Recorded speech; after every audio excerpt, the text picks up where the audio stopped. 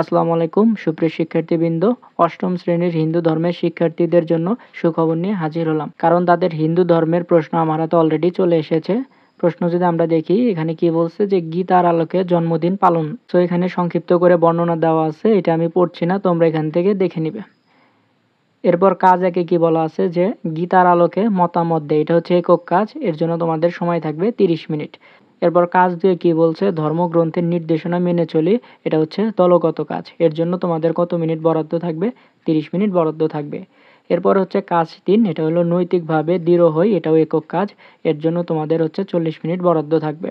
আর প্রত্যেকটা কাজের জন্য তোমাদের নির্দেশনা দেওয়া আছে, তোমরা সেই নির্দেশনা অনুযায়ী আনসার করার চেষ্টা করবে। এরপর হচ্ছে কাজ 4, ধর্মীয় বিধিবিধান সম্পর্কে জানি, এটা হলো দলগত কাজ, এর জন্য সময় থাকবে 60 মিনিট অর্থাৎ 1 ঘন্টা। এবং কাজ 4 এর জন্য তোমাদের সংক্ষিপ্ত নির্দেশনার পাশাপাশি এখানে একটা ছক দেওয়া আছে, এটা হচ্ছে নমুনা ছক, এই ছকটা তোমাদের কি করতে হবে, পূরণ করতে হবে।